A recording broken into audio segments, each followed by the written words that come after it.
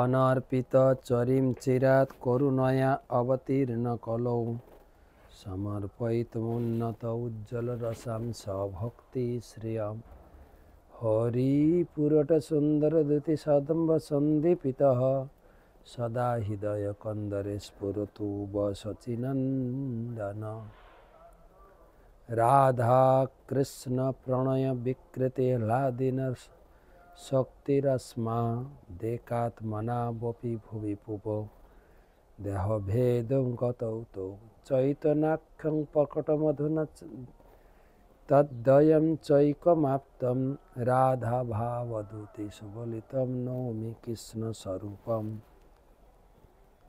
श्रीराधया प्रणय महिमा कीदृशवा नैवा सौखान् साध्यो जनाद्भुत मधुरिमा वा कीदृशवा मदीय सौखान् यस्य मदनुभवत कीदृशं वेति लोभा तद्भावाढ्य समजोनि शचीगर्भ सिन्धो हरिन्दो वन्दे अहं श्रीगुरो श्रीयुतपदकमलं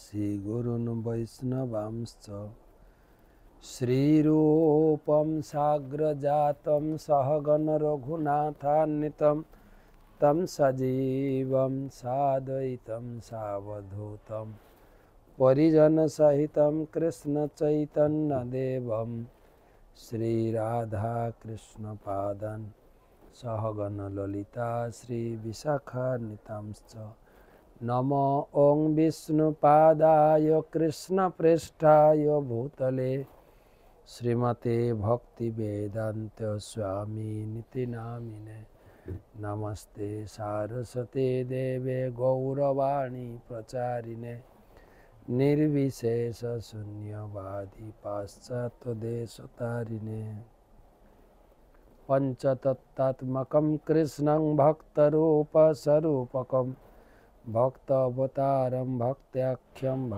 नमामि भक्तशक्तिकं जय श्री कृष्ण चैतन्य प्रभु नित्यानंद श्री अद्वैत गदाधर श्रीवासदि श्री गौर भक्तबिंद हरे कृष्णा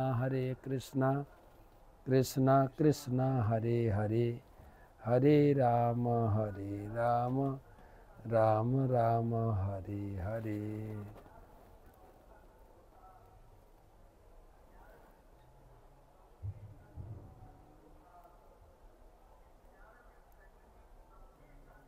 তো আলোচনা আমাদের গতকালকে চৈতন্য সুধা মাধুরী আলোচনা হয়েছে। আমি বলেছিলাম এই শুক্রবার শনিবার দুই দিনও চৈতন্য সুধা মাধুরীটা একটু এগিয়ে নিয়ে যাব, কেননা আমাদের মূল আলোচনা প্রসঙ্গ এই কুম্ভ মেলাতে রূপ গোস্বামীর প্রতি মহাপ্রভুর ভক্তিযোগের সেমিনার, সেই বিষয় কৃষ্ণদাস কবিরাজ গোস্বামী তার চৈতন্য চরিতামৃত মহাকাব্যে তিনি গ্রথিত করেছেন। আজকের আলোচনা ৬৬তম চৈতন্য সুধা মাধুরী। শ্রী চৈতন্য চরিতামৃত মহাকাব্যের ঊনবিংশতি পরিচ্ছেদের ১৩০ শ্লোক থেকে আমরা আলোচনা করব ১৩২ থেকে।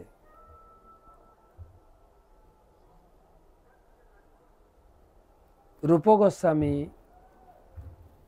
মহিমা কীর্তন করছেন কবিরাজ গোস্বামী যে মহাপ্রভু বৃন্দাবন থেকে যে ভক্ত ফিরতেন মহাপ্রভু জিজ্ঞাসা করতেন রূপ গোস্বামী অনুপম তারা কি করছে, তারা কতক্ষণ ভজন সাধন করে, কি খায়, কোথায় ঘুমায়, তাদের বিস্তারিত বলো।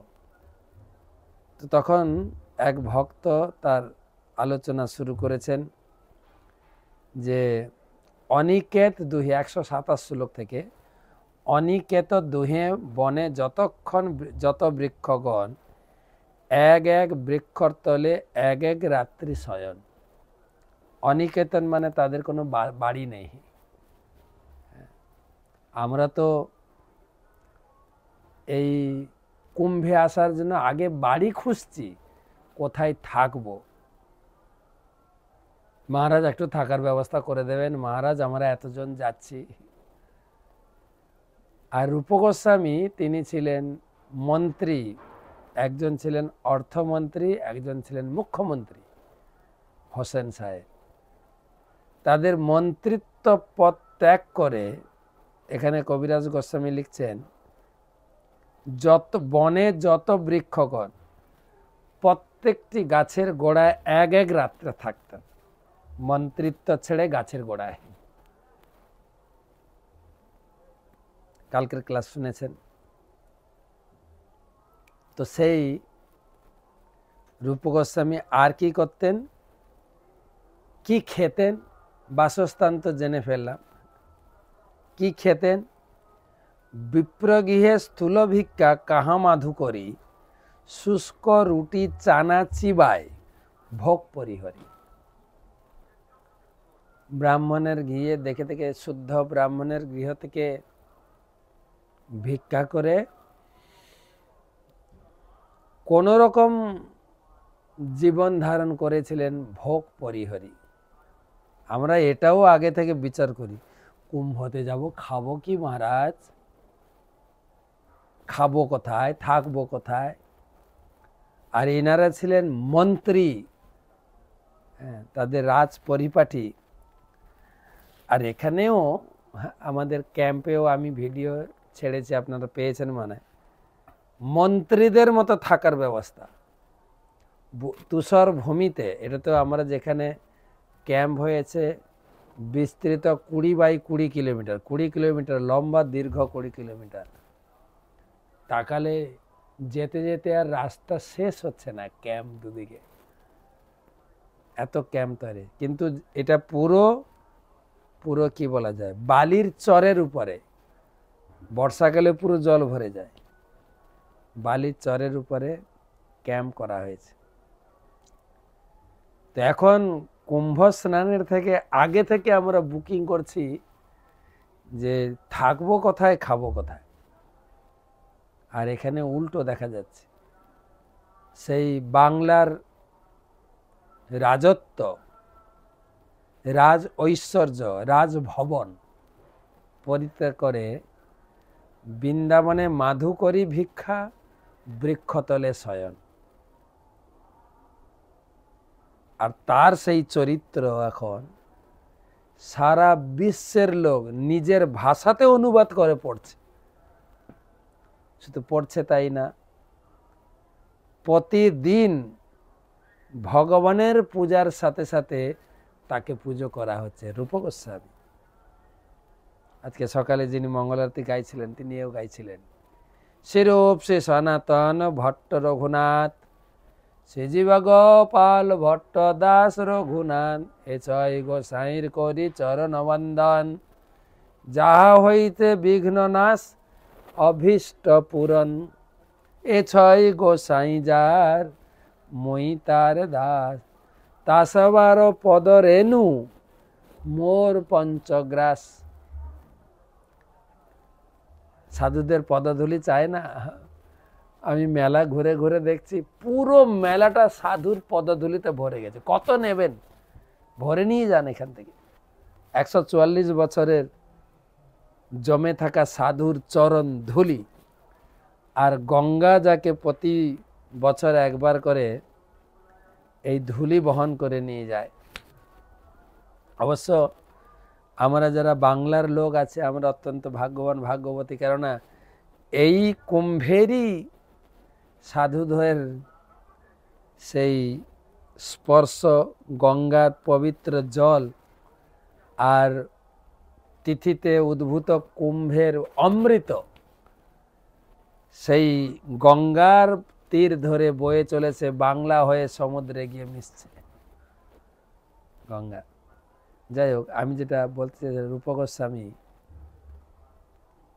থাকার ব্যবস্থা হচ্ছে গাছের নিচে, অনিকেত।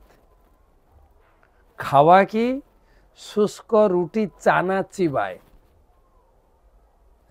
রুটির সঙ্গে আমাদের আলুর দম লাগবে, লুচির সঙ্গে ছোলার ডাল লাগবে, আর রুটির সঙ্গে যদি একটু হালুয়া হয়, যেরকম আমাদের ক্যাম্পে খাওয়াচ্ছে প্রতিদিন 5টা আইটেম সবার জন্য। এমনি যারা ক্যাম্পে রয়েছি আমরা, আমাদের জন্য আবার একটু স্পেশাল ব্যবস্থা, সকালে 2টো সবজি বেশি, বিকালে 2টো সবজি বেশি, স্যালাড। কিন্তু জেনারেল লোকের জন্য অন্ন, ডাল, সবজি 3টা আইটেম, রুটি আর একদম ঘিয়ে ডুবে থাকা হালুয়া। আর বাংলার লোকেরা, আমাদের ভক্তরা, সেই রুটি, তুলতুলে নরম রুটি আর টেস্টি হালুয়া গপাগপ করে খাচ্ছে। আর এখানে কি রূপক গোস্বামীর খাবার কি ছিল? শুষ্ক রুটি। এ তো রুটিতে ঘি মাখানো হচ্ছে, একটা মেশিন বসানো হয়েছে, মেশিনে রুটি ভাজছে, অপূর্ব।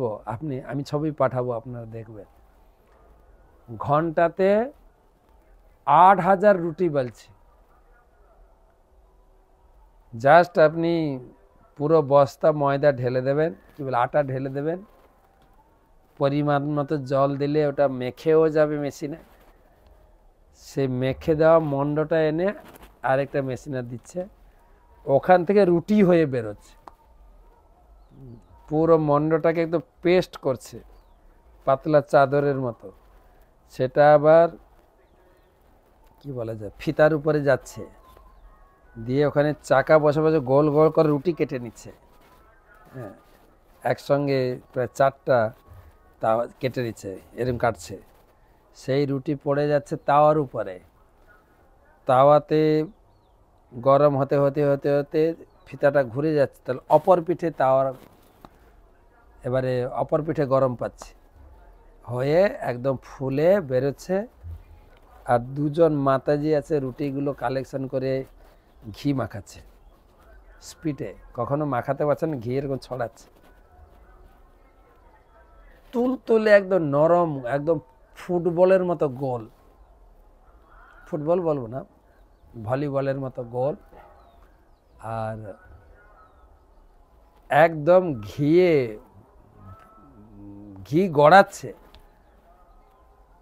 সেই হালুয়া। সত্যি আমরা এখানে ভোগ করছি, থাকার ব্যবস্থা, খাওয়ার ব্যবস্থা, এলাহি ব্যাপার। তো যাই হোক, আপনারা অনেকে যারা আসবেন তারা আগে থেকে চিন্তা করে থাকা খাওয়ার ব্যবস্থাটা কনফার্ম হতে হবে, তারপরে যাব। এখানে দেখেন, থাকা খাওয়ার জায়গা কনফার্ম জায়গা ক্যান্সেল করে দিয়ে এখন বৃন্দাবনে গাছের তলায় আর শুকনো রুটি চেবায় ভোগ পরিহরি। আর কি সোয়েটার, প্রচুর ঠান্ডা তাই না, সোয়েটার, কম্বল, স্লিপিং ব্যাগ। তাদের হাতে কি ছিল? করওয়ার মাত্র হাতে কাঁথা ছিঁড়া বহির্বাস, কৃষ্ণ কথা কৃষ্ণ নাম নর্তন উল্লাস। এটা ছেঁড়া কাঁথা ছিল, ছেঁড়া, আর এটুকু মোটামুটি শরীরের নিম্নাঙ্গ ঢাকার জন্য ছোট একটু কাপড়, আর হাতে কমণ্ডলু, করল, জলপাত্র। অষ্টপহর কৃষ্ণ ভজন, চারিদণ্ড শয়নে, নাম সংকীর্তনে সেও নহে কোনো দিনে। 24 ঘন্টায় কৃষ্ণ সেবা, কৃষ্ণ স্মরণ। কখনো কখনো চারিদণ্ড বা 1-1.5 ঘন্টা ঘুমাতেন, তাও আবার কোনো দিন বাদ পড়ে যেত। কভু ভক্তি রস শাস্ত্র কর এ লেখন, চৈতন্য কথা শুনে করে চৈতন্য চিন্তন। কখনো কখনো বসে বই লিখতেন, আর চৈতন্য মহাপুর কথা কেউ বললে শুনতেন, আর নিজেরা বলে শোনাতেন। এইটা ছিল রূপক গোস্বামী দৈনন্দিন রুটিন। এই পর্যন্ত আমরা পড়েছিলাম। তার পরের অংশ 133 থেকে আজকে আলোচনা করব। গুরুদেবের চরণে প্রণাম জানাই, তার আশীর্বাদ প্রার্থনা করি। নমঃ বিষ্ণুপাদায় কৃষ্ণ প্রেষ্টায় ভূতলে শ্রীমতে জয় পতাকা স্বামী নীতি নামিনে, নম আচার্য পাদায় নিতাই কৃপা প্রদায়িনে, গৌর কথা ধামদায়। জয় জয় শ্রী চৈতন্য জয় নিত্যানন্দ, জয় দ্বৈত চন্দ্র জয় গৌর ভক্ত বৃন্দ। জয় জয় শ্রী চৈতন্য জয় নিত্যানন্দ, জয় দ্বৈত চন্দ্র জয় গৌর ভক্ত বৃন্দ। জয় জয় শ্রী চৈতন্য জয় নিত্যানন্দ, জয় দ্বৈত চন্দ্র জয় গৌর ভক্ত বৃন্দ। আমাদের অহোভাগ্য রূপ গোস্বামীকে মহাপ্রভু যেই জায়গায় বসে সেমিনার দিয়েছিলেন, সেই পবিত্র সর্বোত্তম জায়গা গঙ্গার তীরে মহাকুম্ভ মেলায়, সেই বিশেষ পার্বণ তিথিতে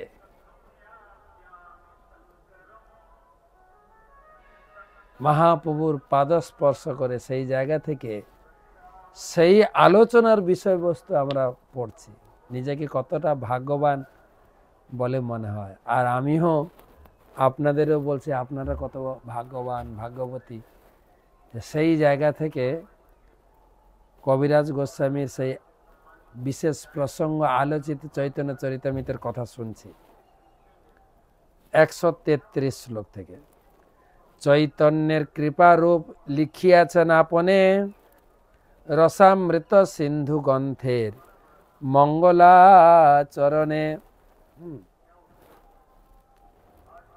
আমি যে কথা বলতে যাচ্ছি, কৃষ্ণদাস কবিরাজ গোস্বামী বলছেন, সে কথা রূপ গোস্বামী নিজে লিখেছেন ভক্ত রসামৃত সিন্ধু গ্রন্থের মঙ্গলাচরণে। কি বল লিখেছেন? হৃদয়স্য প্রেরণয়া প্রবর্তিতয়ং বরাকরূপোপি, তস্য হরে পদকমল বন্দে চৈতন্য দেবস্য। হৃদয়ে যার প্রেরণার দ্বারা অতি দিন কাঙ্গাল রূপ আমি ভক্তিগ্রন্থ রচনায় প্রবৃত্ত হয়েছি, সেই গৌর হরি শ্রী চৈতন্য দেবের পাদ পদ্ম আমি বন্দনা করি। কার অনুপ্রেরণায় আমি এই ভক্তি রসামৃত সিন্ধু গ্রন্থ লিখছি? না, চৈতন্য দেবস্য, চৈতন্য দেবের অনুকম্পায়। তিনি আমাকে হৃদয় থেকে অনুপ্রেরণা দিয়েছেন। তিনি আমাকে এই শিক্ষা নিজে বসে এই গঙ্গার ঘাটে, প্রয়াগ তীর্থে, দশাশ্বমেধ ঘাটে তিনি আমাকে যেটা শিখিয়েছিলেন, তার অনুপ্রেরণায় আমি এই ভক্তি রসামৃত সিন্ধু গ্রন্থ, আমি দিন কাঙ্গাল হয়েও আমি এত বড় গ্রন্থ লেখার প্রয়াস করছি।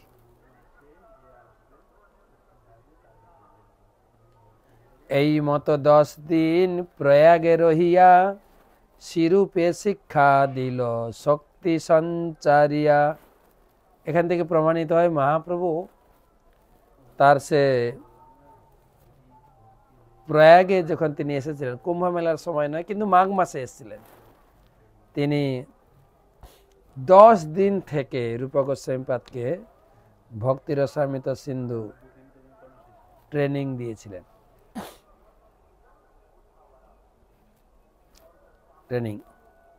তাহলে এখানে কথা হচ্ছে তিনি 10 দিন ছিলেন। তা আপনারা যারা কুম্ভে আসেন 10 দিন থাকবেন কিন্তু মহাপ্রভুর পদাঙ্ক অনুসরণ করে।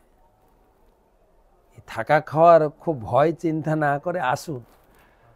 মা গঙ্গা কি কৃপা, মা গঙ্গা যমুনা এত সুন্দর ভরপুর উপভোগের জায়গা করেছেন। আর তার সঙ্গে আমাদের সরকারি ব্যবস্থাপনা, যোগী সরকার, মোদী সরকার যৌথ উদ্যোগে এত এলাহি ব্যবস্থা, এলাহি, চোখে না দেখলে কল্পনা করতে পারবেন না যে এখানে কি হচ্ছে কর্মকাণ্ড। এই শ্লোকে তাৎপর্য। কৃষ্ণ শক্তি বিনা নহে তার প্রবর্তন, এই উক্তিটি এখানে প্রতিপন্ন হয়েছে।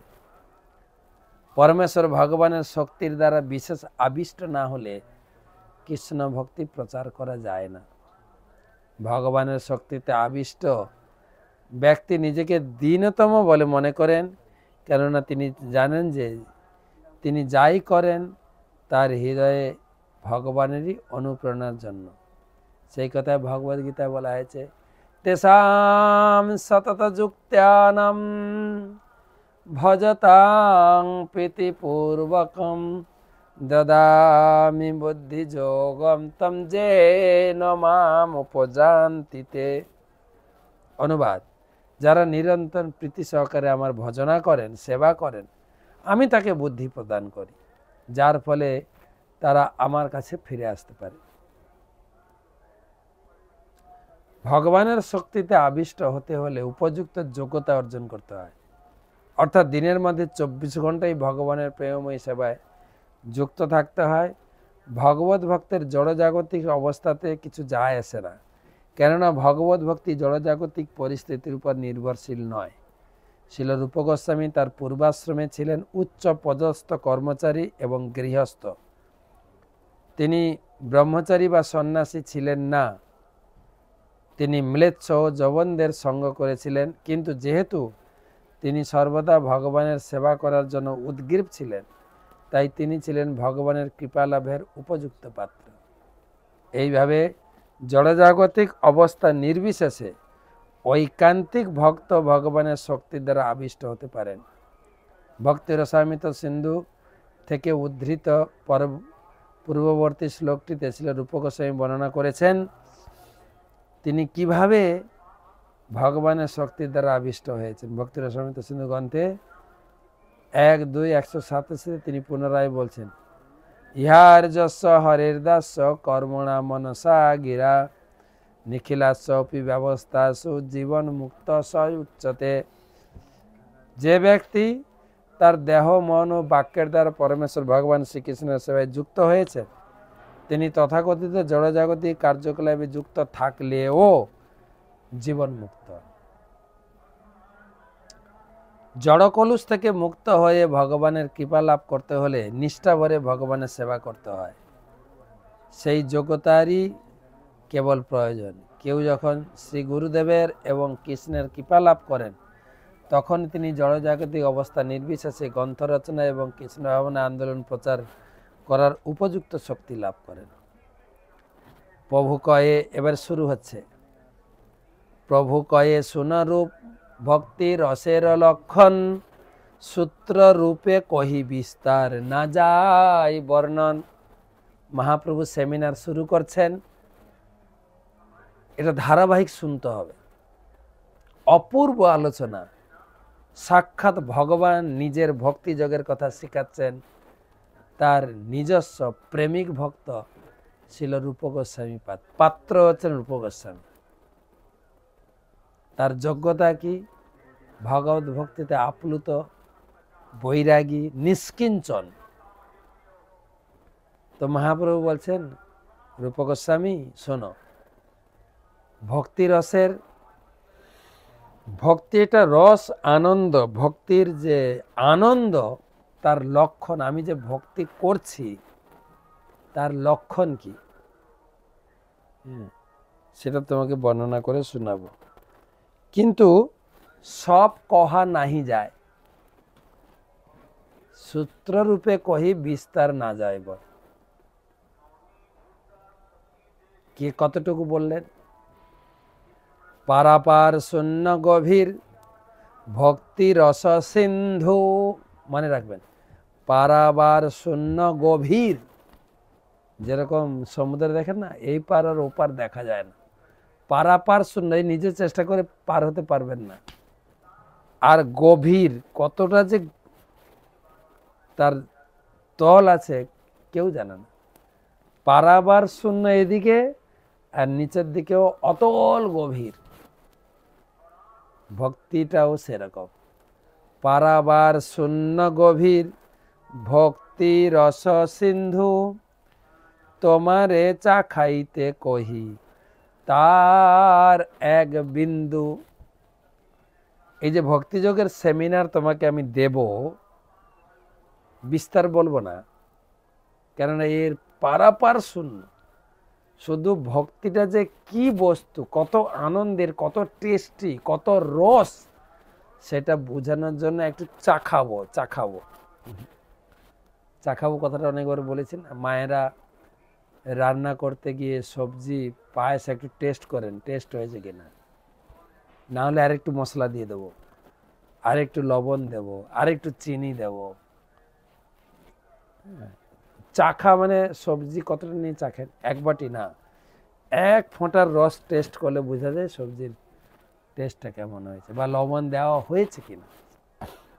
ঠিক সেই রকম ভক্তিটা এত অগাধ সমুদ্র, ভক্তির এক বিন্দু, এক ড্রপ তোমাকে চাখাবো, তোমারে চাখাইতে কহি তার এক বিন্দু। চাখাইতে, কত সুন্দর ভাষা। এবার শুরু হচ্ছে ভক্তি যোগের বর্ণনা। এই তো ব্রহ্মাণ্ড ভরি অনন্ত জীবগণ 84 লক্ষ জনিতে করয়ে ভ্রমণ। এখানে টোটাল 84 লক্ষ জীব আছে।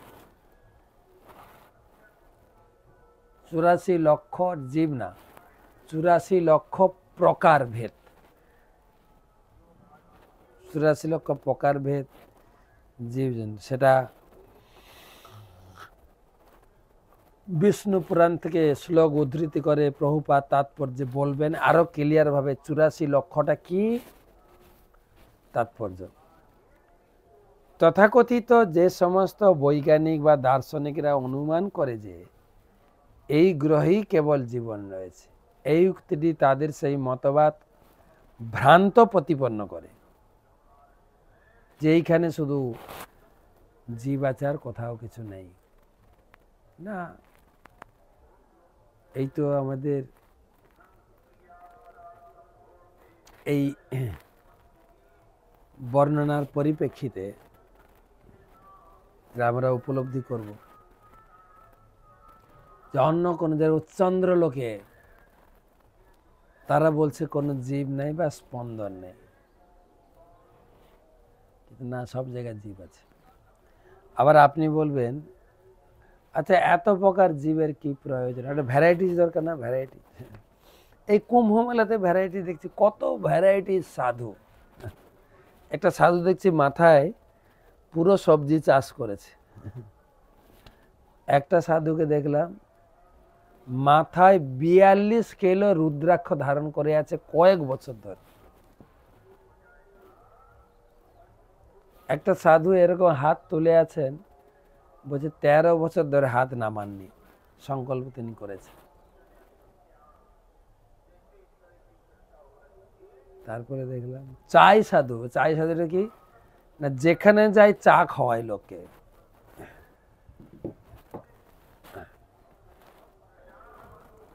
মানে বিচিত্র সাধু, বিচিত্র, বিভিন্ন ধরনের পোশাক, বিভিন্ন ধরনের আকৃতি, বেশভূষা, মন্ত্র আলাদা আলাদা, সাধন প্রণালী আলাদা আলাদা। এক জায়গায় দেখছি একটা সাধু শীর্ষাসন করেই আছে, মাথা নিচুর দিকে, পা দুটো উপরেই আছে, শীর্ষাসন। বিভিন্ন রকম বৈচিত্র্যময়। ঠিক জগৎটার বৈচিত্র্য জীব দ্বারা ব্রহ্মাজি ভরেছেন, বৈচিত্র্যমূলক জীব। মানুষের এটা তাৎপর্যটা পড়িতে আর একটু ক্লিয়ার হবে। তাৎপর্য তথাকথিত যে সমস্ত বৈজ্ঞানিক ও দার্শনিকেরা অনুমান করে যে এই গ্রহেই কেবল জীবন রয়েছে, তাদের এই উক্তিটি তাদের এই মতবাদকে ভ্রান্ত প্রতিপন্ন করে। তথাকথিত যে সমস্ত বৈজ্ঞানিকরা চাঁদে গেছে তারা বলে যে সেখানে কোনো জীব নেই। চৈতন্য মহাপ্রভু এই উক্তির সঙ্গে তা মেলে না। মহাপ্রভু বলেছেন যে ব্রহ্মাণ্ডের সর্বত্র 84 লক্ষ বিভিন্ন আকৃতি সমন্বিত অগণিত জীব রয়েছে। 84 লক্ষ প্রকার, 84 লক্ষ সংখ্যা না, প্রকার। ভগবদ্গীতার 2য় অধ্যায় 24 নম্বর শ্লোকে আমরা দেখতে পাই যে জীব সর্বগত, অর্থাৎ জীব সর্বত্র যেতে পারে। তা থেকে বোঝা যায় যে সর্বত্রই জীব রয়েছে। স্থলে জীব রয়েছে, জলে জীব রয়েছে, বাতাসে রয়েছে, আগুনে জীব রয়েছে, আকাশে জীব রয়েছে। এইভাবে জড়জগতে সবকটি উপাদানে জীব রয়েছে। জড়জগৎ যেহেতু 5টি উপাদান মাটি, জল, আগুন, বায়ু, আকাশ দিয়ে তৈরি, তাহলে কেবল এই গ্রহে জীব থাকবে এবং অন্য গ্রহে থাকবে না কেন? এই ধরনের মূর্খ সিদ্ধান্ত বেদের অনুগামীরা কখনোই স্বীকার করতে পারে না। বৈদিক শাস্ত্র থেকে আমরা জানতে পারি যে প্রতিটি গ্রহেই জীব রয়েছে। তা সেই গ্রহে মাটি, জল, আগুন, আকাশ যা দিয়ে তৈরি হোক না কেন, সেখানকার জীবদের এই পৃথিবীতে জীবদের মতো একই প্রকার রূপ না থাকতে পারে, কিন্তু ভিন্ন ভিন্ন উপাদান দিয়ে ভিন্ন রূপ তাদের রয়েছে। এই পৃথিবীতে আমরা দেখতে পাই যে স্থলচর জীবদের রূপ জলচর জীবদের রূপ থেকে ভিন্ন। জলে যারা থাকে, যেরকম মাছ, জলচর জীবজন্তু, স্থলে যারা থাকে একটা আলাদা। জলের বস্তু স্থলে বেশিক্ষণ থাকতে পারবে না, আর স্থলের বস্তু জলে বেশিক্ষণ থাকতে পারবে না। পরিবেশ শরীরের সঙ্গে ম্যাচিং করা আছে। যেরকম আমরা প্র্যাকটিক্যাল একটা উদাহরণ দিই, এই ক্যাম্পে খাওয়া দাওয়া ভরপুর, সকাল 9টা থেকে শুরু করে রাত্রি 8টা পর্যন্ত, কখনো 8:30 পর্যন্ত নন স্টপ খাদ্য বিতরণ হচ্ছে। খুব টেস্টি খাদ্য, যেটা বললাম না, ঘি, রুটি, রাইস, ডাল, সবজি। কিন্তু আমাদের বাঙালিদের ততটা রুচিকর হচ্ছে না, কারণ এখানকার রান্নার প্রসেস আলাদা। যারা রান্না করছে বেশিরভাগই সাউথ ইন্ডিয়া। সাউথ ইন্ডিয়ার মানে টক থাকবে, রাইসেও টক, তেঁতুল বা লেমন। আমাদের খাওয়ার অভ্যাস আলু। মায়াপুরে আমরা দেখি দক্ষিণ ভারতের লোকেরা মায়াপুরে গেলে তারা শুধু কান্নাকাটি করে, টক নাই, সব সবজিতে আলু, রাইসেও আলু। রাইস তো এইটুকু এত বড় বড় আলু, বিরিয়ানি শুধু আলু আলু, রাইসে আলু ভর্তা, আলু ভাজি, আলু চচ্চড়ি, আর ঝোল, চাটনি, পায়েস, সব আলু।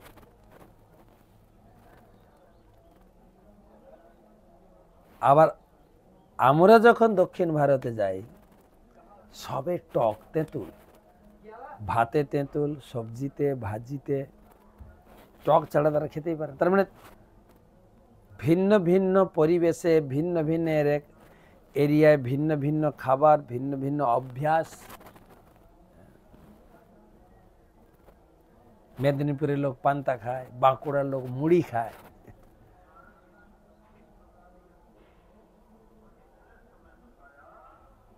পান্তা মুড়ির ভিতরে তফাৎ নেই, একই চাল থেকে তৈরি হয়েছে, কিন্তু চালটা ভাজলে মুড়ি আর জলে সিদ্ধ করলে ভাত পান্তা। টেস্টও আলাদা, রুচিও আলাদা, শক্তিও আলাদা। তো এখানে প্রভুপাদ বলছেন স্থলচর জীব থেকে জলচর রূপের আলাদা, জলচর জীবের রূপ আলাদা। প্রাকৃতিক পরিবেশ অনুসারে তাদের অবস্থা ভিন্ন, কিন্তু নিঃসন্দেহে সর্বত্রই জীব রয়েছে। বিভিন্ন গ্রহে জীবের অস্তিত্ব আমরা অস্বীকার করব কেন? যারা চাঁদে গেছে বলে দাবি করছে, তারা প্রকৃতপক্ষে চাঁদে যায়নি। কত বড় চ্যালেঞ্জ কথা বলছেন প্রভুপাদ, দেখেছেন? নীল আর্মস্ট্রং, সে আমরা ভূগোল ইতিহাসে ছোটবেলায় পড়েছি, তারা চাঁদে গেছেন, চাঁদে ফটো তুলে এনেছেন, চাঁদ অভিযান। একমাত্র প্রভুপাদই ডাইরেক্ট বলছে না, ভুল কথা, মিথ্যা কথা, আজব কথা, চাঁদে যায়নি। কত বড় দম থাকলে এরকম চ্যালেঞ্জমূলক কথা বলা যায়। আর এই গ্রন্থ শুধু যে বাঙালি পড়ছে তাই না, আমেরিকান, ব্রিটিশ বড় বড় বিদ্বান যারা চাঁদে গেছে বলে জয় জয়কার করে, প্রচুর লোকের মন জয় করে, টাকা জয় করেছেন, সেইখানে তাদের মাটিতে দাঁড়িয়ে বলছে না, এটা মিথ্যা কথা, চাঁদে ওরা যায়নি।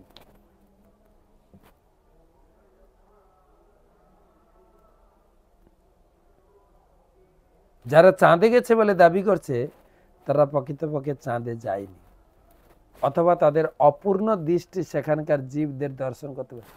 যদি বলে হ্যাঁ আমরা গেছি, জীব ছিল না, তো তোমাদের চোখের ডিফেক্ট, এই চোখেতে সব জিনিস দেখা যায় না। তো আমার চোখ, আপনার চোখ, ওনার চোখ, সবার চোখের দৃষ্টিশক্তি সব আলাদা আলাদা।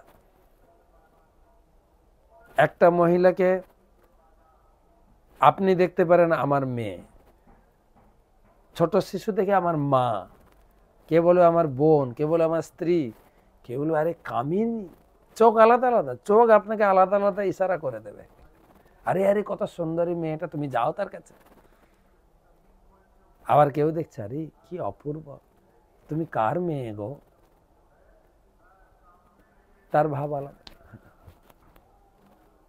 চোখ তো সমান দেখায় না তো আপনাকে। আপনার শরীরে কাম থাকলে কাম দেখাবে, প্যারেন্টিয়াল লাভ থাকলে, যদি আপনি পিতা মাতা রূপ সেই রকম বাৎসল্য ভাব থাকে, সেটা দেখাবে। চোখের তো তার পাওয়ার, যেরকম চশমা পরবেন সেরকম দেখবে। তাই এখানে বলছেন চাঁদে যদিও তারা যায়, তারা বলছে যে জীব নেই, মানে তাদের অপূর্ণ দৃষ্টি তারা দেখতে পায়নি, সেখানে জীব আছে। জীব যদিও অনন্ত, কিন্তু তারা 84 লক্ষ বিভিন্ন যোনিতে রয়েছে। সেই সম্বন্ধে বিষ্ণু পুরাণে বলে 84 লক্ষ যোনি কি কি। জলজা নবলক্ষানি স্থাবরা লক্ষ বিংশতি, কৃময় রুদ্র সংখ্যাক্যা পক্ষী নাম 10 লক্ষণম, ত্রিংশ লক্ষানি পশব 4 লক্ষানি মানুষা। 9 লক্ষ জলজ জীব, 20 লক্ষ বৃক্ষলতা আদি স্থাবর, কৃমি কীট সরীসৃপ আদি 11 লক্ষ, 10 লক্ষ পাখি, 30 লক্ষ পশু, 4 লক্ষ মাত্র মানুষ, মোট 84 লক্ষ জনি রয়েছে। বিষ্ণু পুরাণ থেকে শ্লোক। তাদের কিছু এই গ্রহে রয়েছে, অন্য গ্রহে রয়েছে, ব্রহ্মাণ্ডের সব কটি গ্রহে, এমনকি সূর্য গ্রহে পর্যন্ত জীব রয়েছে। সেটি হচ্ছে বৈদিক শাস্ত্রের নির্দেশ।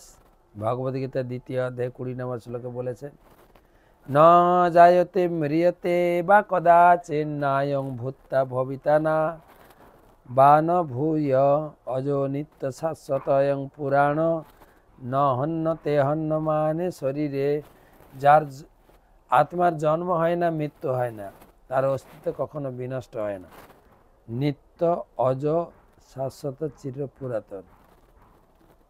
জীবাত্মা কখনো বিনাশ হয় না, সে কেবল এক দেহ থেকে আরেক দেহে রূপান্তরিত হয়, দেহান্তরিত হয়। এইভাবে আত্মার চেতনার বিকাশের মাত্রা অনুসারে দেহের পরিবর্তন হয়। বিভিন্ন রূপে বিভিন্ন স্তরের চেতনা দেখা যায়। একটা কুকুরের চেতনা একটি মানুষের চেতনা থেকে ভিন্ন। এমনকি জাতিতেও আমরা দেখতে পাই যে পিতার চেতনা পুত্রের চেতনা থেকে ভিন্ন, শিশুর চেতনা প্রাপ্তবয়স্কর চেতনা থেকে ভিন্ন। যেমন বিভিন্ন রূপ রয়েছে, বিভিন্ন স্তরের চেতনা রয়েছে, বিভিন্ন স্তরের চেতনা দর্শন করে আমরা বিভিন্ন স্তরের দেহ সম্বন্ধে অনুমান করতে পারি। অর্থাৎ বিভিন্ন প্রকারের দেহ বিভিন্ন স্তরের চেতনার উপর নির্ভর করে। সেই সম্বন্ধে ভগবদ্গীতায় বলা হয়েছে, জং জং বাপি স্মরণ ভাবম তেজতন্তে কলেবরম। মৃত্যুর সময়ে চেতনা পরবর্তী জীবনের দেহ নির্ধারণ করে। এটি হচ্ছে দেহ ধারণ পন্থা। বিভিন্ন প্রকারের দেহ রয়েছে, আমরা চেতনা অনুসারে এক দেহ থেকে আরেক দেহে রূপান্তরিত। কেশাগ্র শতেক ভাগ পুনঃ শতাংশ করি, তার সম সূক্ষ্ম জীবের স্বরূপ বিচারি। এই যে 84 লক্ষ যোনি জীব, তার পরিমাণ কত জানেন? এই চুলের অগ্রভাগ কেটে 10,000 ভাগের 1 ভাগ। সংস্কৃত শ্লোকে বলা আছে, কেশাগ্র শতভাগস্য শতাংশ সদৃশাত্মক জীব সূক্ষ্ম স্বরূপ অয়ম সংখ্যাতীত হিচ্ছিৎকন। কেশের অগ্রভাগকে 10 ভাগ শতভাগ করে তার শতাংশ সদৃশ স্বরূপী জীবের সূক্ষ্ম স্বরূপ জীব চিৎকন। শ্রীমদ্ ভাগবতের এই শ্লোকটি পরমেশ্বর ভগবানের প্রতি মূর্তিমান বেদগণের বন্দনার উদ্ধৃতি। ভগবদ্গীতায়ও 15:7 শ্লোকে বলা হয়েছে, মমৈ বংশ জীবলোকে জীবভূত সনাতন। এই জড়জগতে জীব সকল আমার সনাতন বিভিন্ন অংশ। শ্রীকৃষ্ণ এখানে অনুসদৃশ্য জীবের সঙ্গে নিজের তুলনা করেছেন। কৃষ্ণ হচ্ছেন পরমাত্মা, জীব হচ্ছেন তার ক্ষুদ্র বিভিন্ন অংশ।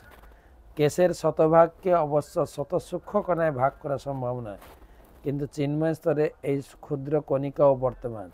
চিন্ময় শক্তির এমনই প্রভাব যে তার একটু অনুসদৃশ অংশ ও এই পৃথিবীর শ্রেষ্ঠ মস্তিষ্ক হতে পারে।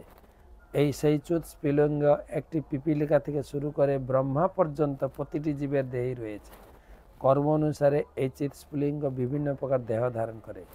জড় কার্যকলাপ সত্য, রজ, তম এই তিনটি গুণের প্রভাবে সম্পাদিত হয়। এই তিনটি গুণের মিশ্রণ অনুসারে জীব বিভিন্ন প্রকার দেহ প্রাপ্ত হয়। এটি বৈদিক সিদ্ধান্ত।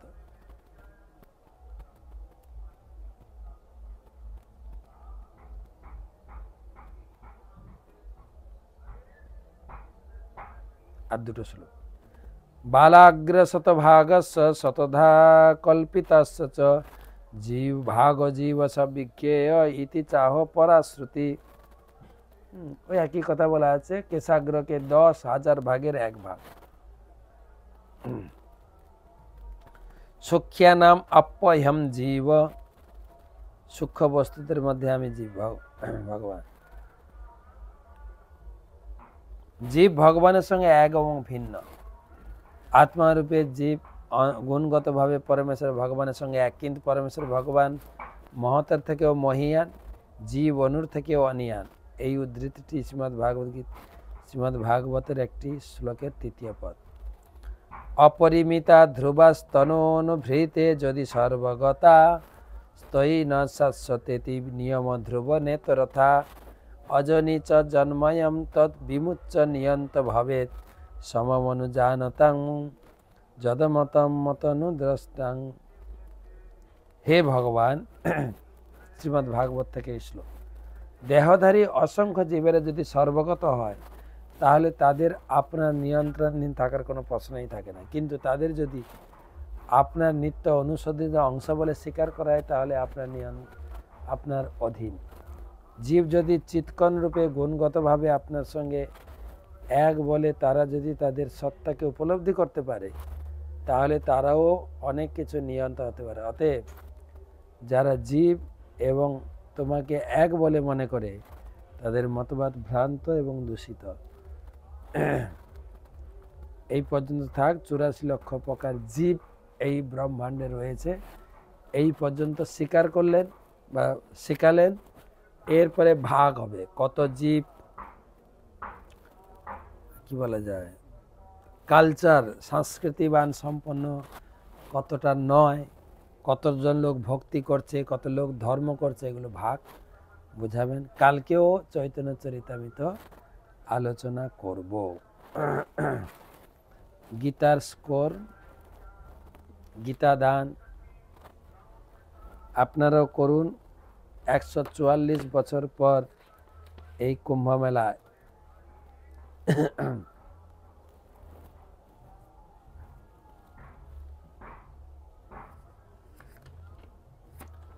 তো গীতা দান আমরা পেয়েছি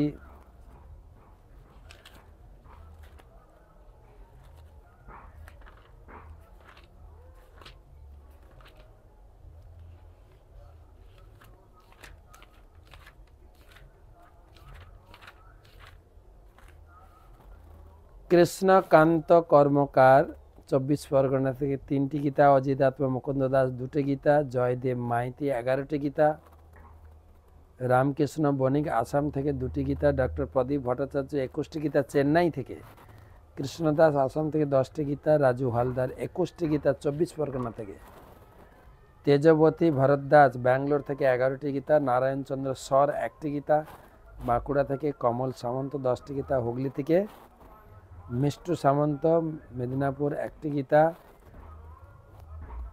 কবিতা জানা 7টি গীতা 24 পরগনা থেকে, উষা কর্মকার 2টি গীতা, পুরুলিয়া থেকে আখি দাস 2টি গীতা, ইউকে থেকে নন্তুবাগ 5টি গীতা, হুগলি থেকে শ্রমিক মাল মেদিনীপুর থেকে 37টি গীতা, ঝনুরানী পাল 20টি গীতা, অর্পিতা দে 4টি গীতা, সৌমেন দোলই 2টি গীতা, সমীর মাইতি 2টি গীতা, বিজয় মাহালদার একটি গীতা, নীলাম্বরী পদ্মা দেবী দাসী 4টি গীতা,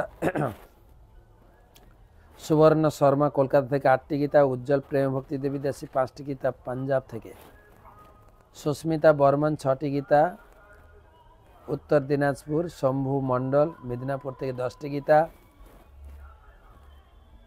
নাগরত্না 4টি গীতা, হরিচন্দ্র রায় 2টি গীতা, ছবি হালদার 5টি গীতা, দেবস্মিতা দেবী দাসী 2টো গীতা, অনিত কুমার দিন্ডা তমলুক থেকে 21টি গীতা, সুব্রত প্রধান মেদিনীপুর থেকে 3টি গীতা, তপন দাস 2টি গীতা মেদিনীপুর থেকে, সমদর্শী নন্দ গোপ দাস 20টি গীতা,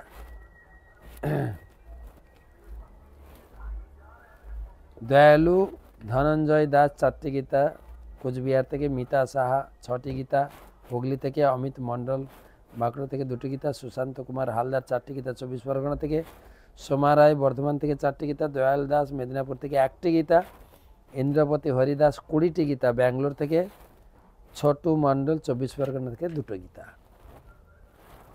ধন্যবাদ জানাই যারা যারা গীতা দান করেছেন। গীতা বক্তা ভগবান কৃষ্ণের চরণে এই কুম্ভ মেলা সঙ্গম থেকে প্রার্থনা করি আপনার এবং আপনার পরিবারের সার্বিক মঙ্গল হোক। হরে কৃষ্ণ কৃষ্ণ কৃষ্ণ হরে হরে, হরে রাম রাম রাম হরে হরে। 144 বছর পর এই মহাকুম্ভ, তো আপনি এই সুযোগ আপনার পরিচিত জনের কাছেও পৌঁছে দিন। 12 বছরে কুম্ভ হয়, 12টা কুম্ভের পর মহাকুম্ভ। এই কুম্ভে অংশগ্রহণ করার জন্য গীতা দান করুক যে যেখানে থাক। এই সুযোগ আবার 144 বছর পর। তো আত্মীয় স্বজনের কাছেও এই মেসেজ, এই সেবার সুযোগ পৌঁছে দিন, তারাও গীতা দান করুক যে যেখানে থাক। শুভরাত্রি, ভালো থাকবে।